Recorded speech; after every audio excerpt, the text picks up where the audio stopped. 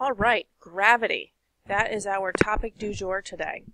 I am thinking that each of you already has some understanding of gravity, okay? We all have a relationship with gravity. We all have some experience with it. But let's put it into more scientific terms. Okay, gravity is a force of attraction between two objects that is due to their masses.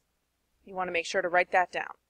We often think of gravity as something that just holds us down, but it's an attraction between you and the Earth.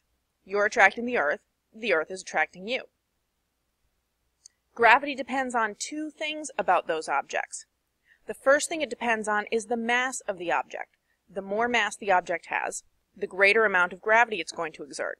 That's why the Earth exerts so much gravity on us, because it's so huge. Okay, if we were to be so fortunate as to go to the moon or go to Mars, then you would experience less gravity because those planets have less mass.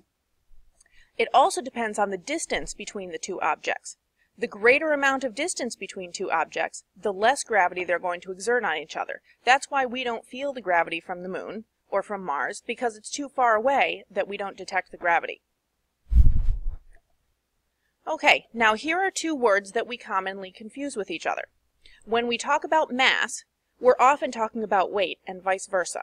Okay, but once we start talking about gravity, weight and mass actually have different meanings.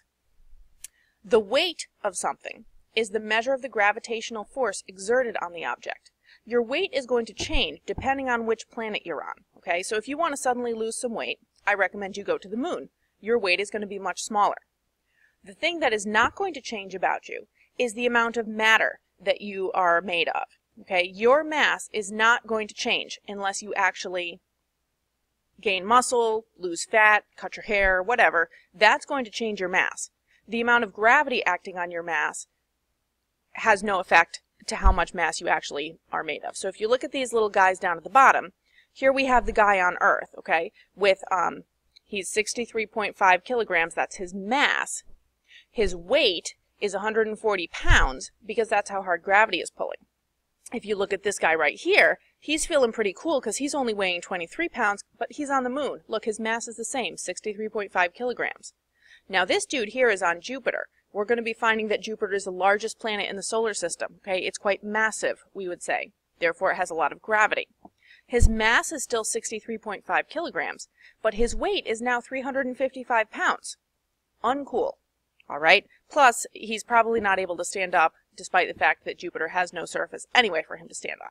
Now, this last guy over here is squished flat and toasted at the same time because he's standing on the sun.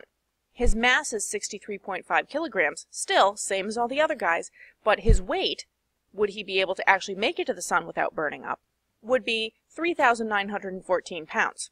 Quite remarkable. Aren't you glad you're not him? So, we need to be able to differentiate between weight and mass. Here we have this same funny looking guy standing on the Earth and standing on the moon. We know that the moon has 1/6 as much gravity as Earth. A person on Earth is going to have the mass of 80 kilograms and a weight of 784 newtons, okay? We're using newtons because we're using it as a measure of force, right? Mass times acceleration, and the acceleration of Earth is 9.8 meters per second squared. That's where that number comes from. You don't really need to worry too much about that, though. What is the mass and weight of that person when they're on the moon? We're going to do this calculation. It's very, very simple because I've given you the key points that you need right here and right here. Okay, so here's our problem again. Their mass will still be 80 kilograms, right? Mass does not change. He's still made of the same amount of stuff as he was made of on Earth. He'll have a weight of 784 divided by 6, or times 1/6, that's where this comes from. And that's going to give him a weight of 131 newtons. Okay, so that's going to be his new weight. The new weight loss program is going to the moon. So make sure that you get these examples written down. And then check with the teacher for what to do next.